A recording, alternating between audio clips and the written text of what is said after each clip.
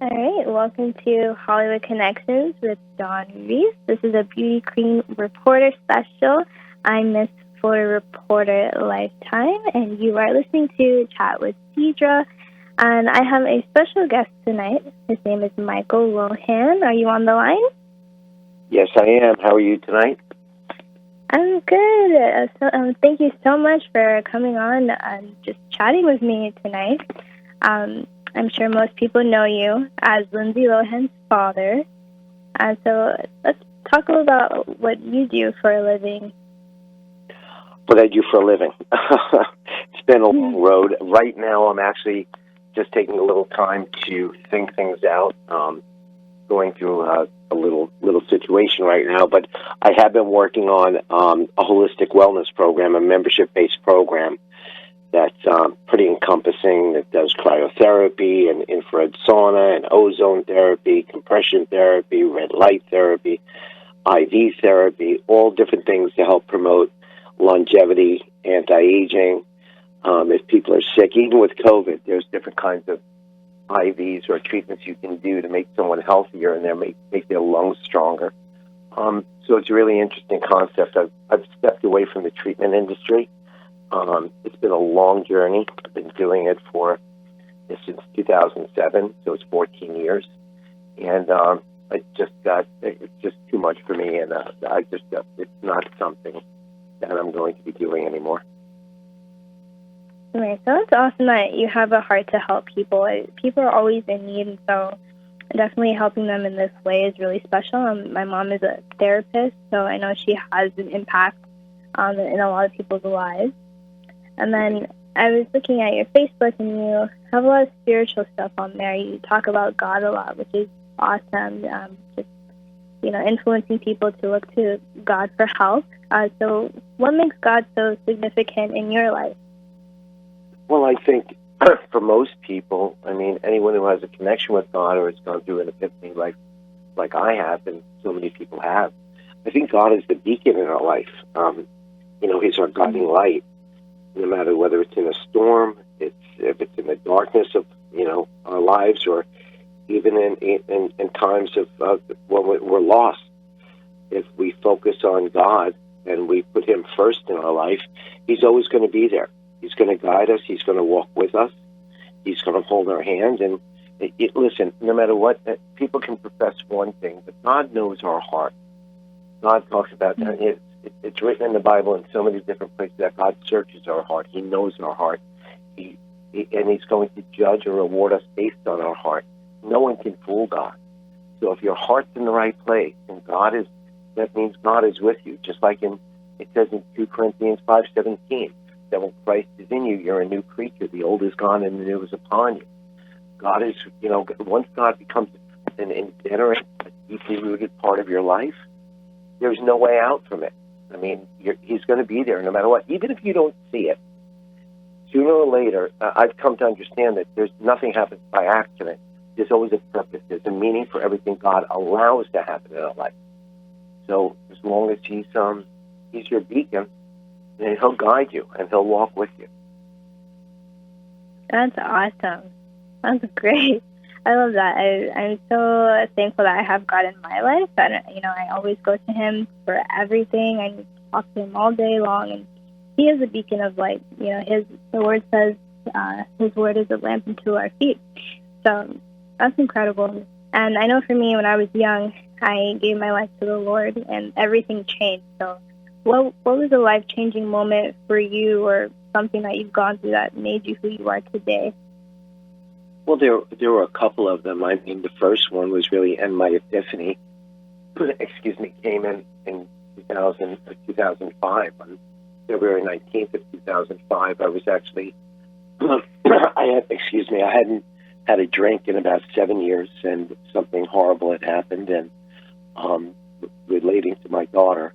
And then I couldn't find out what happened, and it was a moment of weakness, and I had 3 Irish coffees, and I got in my car, and I started driving to the airport, doing crazy, rate of speed, over 80 miles an hour, and I ran directly into a telephone pole, and I actually died in the accident. They had to resuscitate me, and that was my epiphany. I gave my life over to God at that point. And it was really weird because when I woke up, I actually woke up in the hospital, and there was a lady in a black robe and a guy in a black suit standing next to me, and I thought it was dead and I was going to heaven, but it happened to be a judge and a pastor sitting at my hospital bed. So I woke up to a reality that I didn't expect, and it really was a life-changing moment. That pastor happened to be Pastor Jimmy Jack from Teen Challenge, and he asked me to devote my life to God and working with Teen Challenge and people with addiction issues. And he said that God had put it upon me to actually help people. And, look, in life, I truly believe that we're meant to serve, not be served. I mean, it's the scripture as well. And when we put ourselves last, God will put us first. So I dove head first into the Bible, went to Bible college, and became a minister and worked at Teen Challenge for the first 2 years. How was that? How was that working with the teens? Well, Teen Challenge started with teens back in, I believe, 1959 with Pastor David Wilkerson, who started Teen Challenge. But it evolved into a program for adults as well. And now it's probably the largest program in the world. That's incredible. I love how God uses those things. He brings us to a point where, there's nowhere else to go but to Him. And I love that He brought people to you and to lead you to Christ in that way. And yes. I see you talk a lot about your church. You go to Christ Fellowship. So what's your favorite part about your church? Well, that was when I was in Florida. Christ Fellowship was my home church, and I love Pastor Tom and Todd and Julie. The thing I like the most in churches, like Times Square Church in New York, and even Lakewood here, Joel Osteen's church down here in Houston.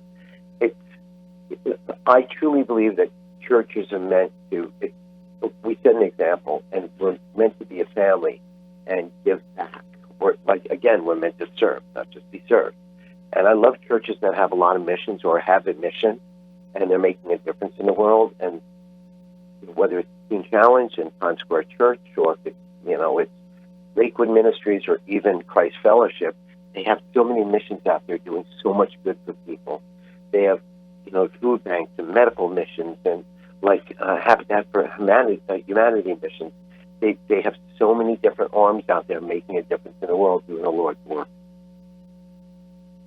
Right, that's awesome. I love participating in that. I've done missions before, and I like serving and doing all those things. That's really important. And so, if you know someone or just anyone who's falling away from God, I know you talked about it before. He's the beacon of light or of our life. Would you have any advice for somebody who's fallen away from God, or maybe they're questioning their faith? Well, sooner or later, God's always going to come there and knock on you, tap on your shoulder. He's going to invite you to sit at the table and dine with Him, and that's up to you whether you decide to take that invitation or not. I mean, we should never give up hope. We should never give up faith. We should always know that God is there for us. If we want to engage Him, He'll engage us. His hand's always there for us to grab onto. I kind of been liking it to someone who's on an obstacle course, and there's all these different hurdles in life, and you have a choice of whether to jump over them, and some are going to get harder than others, and keep going forward and move to the end of that tunnel, the hurdles with the light at hand, or some people are going to choose to walk around them. And when you try to take that, the easy path and walk around them, sometimes you get a little further and further from that path, and you lose sight of that light, and it's harder to get back to it, get back to the path that God wants us on. So, no matter whether you're further from the light or you've fallen, you have to get up, you have to open your eyes, open your heart, and just remember, God's always there for you. He's always going to be there, no matter what. He knows we're sinners. No one's perfect. The only one that was perfect was Jesus. And we're going to make mistakes. Everyone falls. No one can say that they don't have a weak moment or they don't sin. No one is sinless. So, you just have to get up and dust yourself off and say, I'm getting back on that path again. Right. That's so true. It's awesome. I love to always keep going and never stop and never lose hope. So that is incredible advice, especially for how the world is right now. I think we all need some hope, and so it's good to keep encouraging people to look to God. Absolutely. So I actually watched Lindsay growing up, your daughter. She's incredible. I loved watching her growing up. She was so inspiring. I loved all her movies, her music. I think one of her biggest movies is Mean Girls. So yeah. How was it like to be the father of someone so famous and so talented? Well, it was a blessing and a curse. I mean, here you want your simple life, you want your regular family life, and then your kids, when they make it, when someone makes it in Hollywood at an older age, it's a lot easier. But when it's a child actor and they're involved with so many people out in Hollywood, the kids are kind of thrown to the wolves in a sense, especially when they reach 18 years old and they're exposed to all the parties and all of the press junkets and all the things that are out there, all of the evils in the world. It's hard. But at the same time, I always told Lindsay, and this is scriptural again, where there's much given, there's much required. So when God puts something like that and blesses you with so many gifts, like you said, with singing and acting and dancing, and she's an amazing artist, you have to use those gifts to be, to send a message and serve God.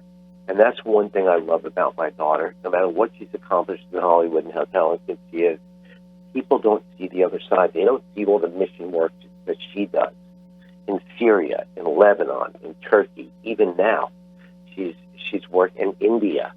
I mean, one of our biggest things was human trafficking. We work together on human trafficking missions a lot.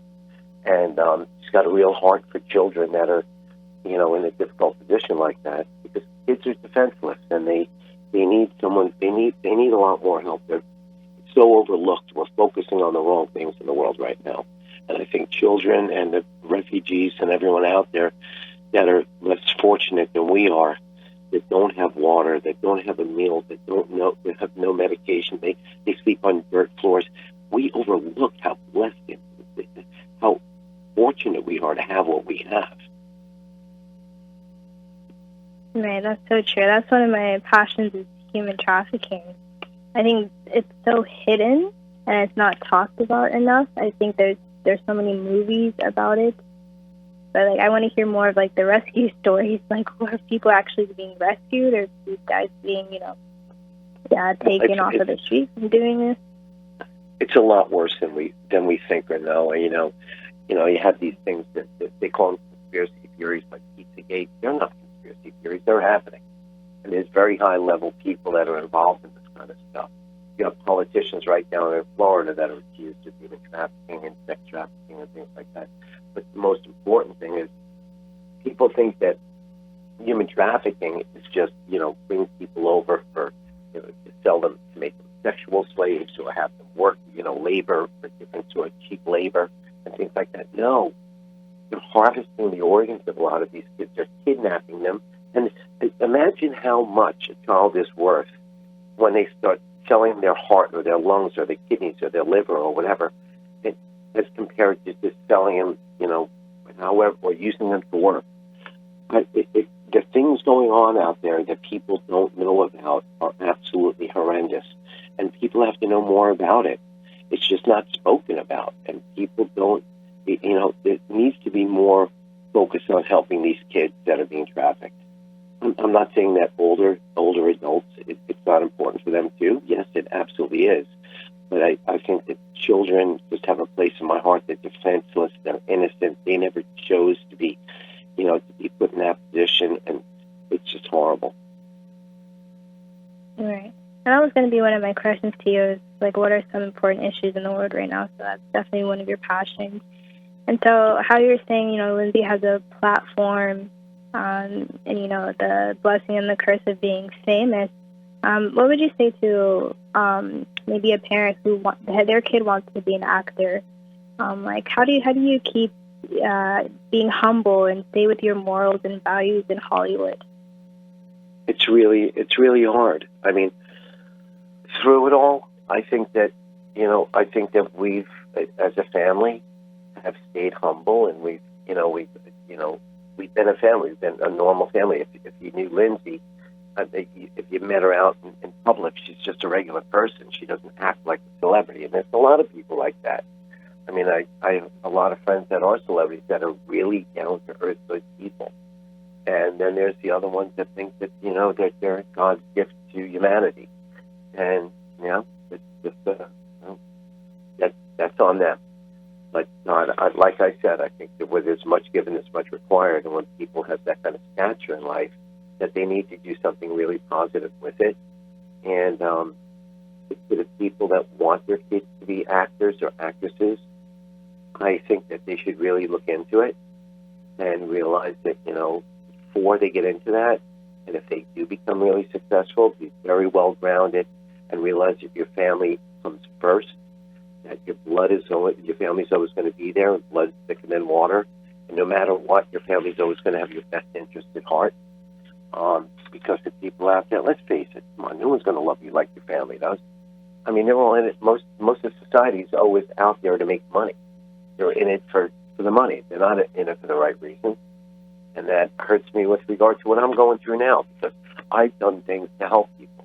I don't do things. I don't put someone's health and well-being before money.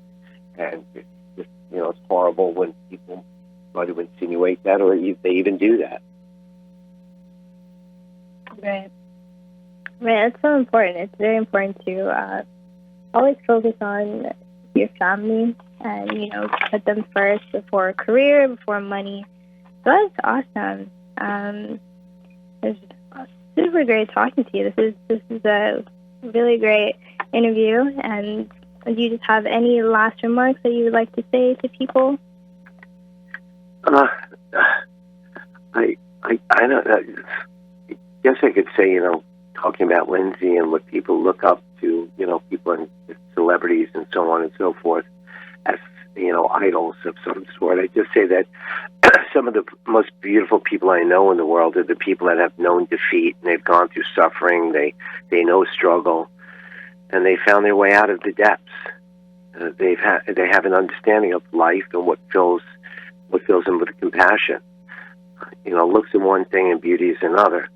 And to me, the most beautiful people that were created through hardship, and they've come out of the depths, and they truly have known tribulation, and they haven't let it get the better of them. They're still, through all of the hardship and tribulation in life, they're still good people. And to me, I think that's something that we should all, really realize, and we should look within. And no matter what we're going through, don't let that change you as a person. Put God first, have a kind, loving, and caring heart, and just let Him be your beacon. Awesome. Do you have social media where people can follow you? I'm sorry?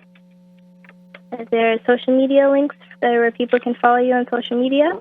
Well, I'm on Facebook, and, I have an Instagram. I don't go on it much. I'm on Twitter, but I'm not much for social media. I just like posting inspirational things, and things that I think will help people in one way or the other. But, they can always reach out to me through Facebook, and if someone, wants to talk, I'm more than happy to talk. Awesome. Well, thank you so much, Michael. I hope you have a great rest of your night. And you too, and God bless you, and thank you so much for having me on the show, and I thank Jackie Watson and Dawn Reese for this opportunity, as usual. All right. God bless you. Thank you. Thank you.